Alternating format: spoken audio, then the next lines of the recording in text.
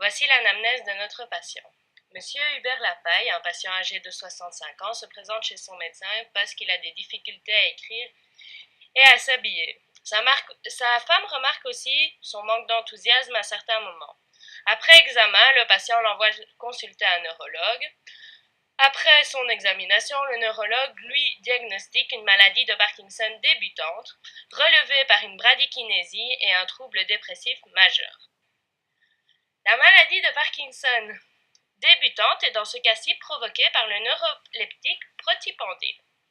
Cette maladie provoque une dégénérescence de certains neurones de la substance noire située à la jonction entre les pédoncules cérébraux et le tegmentum mésencéphalique.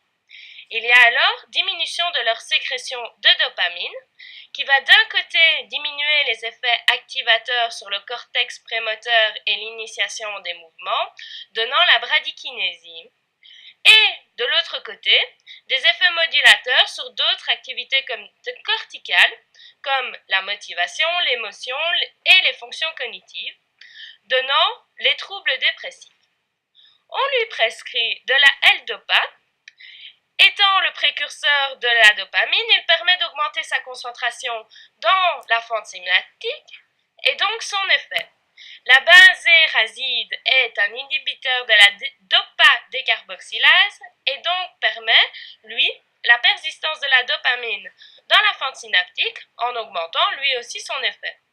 Pour finir, l'excitalopram est un inhibiteur de la recapture de sérotonine. Il permet de diminuer l'agressif. Pour expliquer ça au commun des mortels, la maladie de Parkinson est due ici au neuroleptique, le propendyle. Les neuroleptiques sont un médicament utilisé pour calmer les patients. Dans cette maladie, il y a une dégénérescence des neurones de la substance noire, qui est une région du cerveau impliquée notamment dans la régulation de la motricité. La dégénérescence de ces neurones diminue leur sécrétion de dopamine. La dopamine est un neurotransmetteur. Un neurotransmetteur est un messager chimique entre deux neurones. Cela induit d'un côté une diminution du contrôle moteur au niveau du cortex cérébral, ce qui provoquera une bradykinésie qui est une lenteur des mouvements. Et d'un autre côté, elle va diminuer les effets modulateurs sur la motivation, les émotions et les fonctions cognitives, la pensée, ce qui provoque les dépressifs.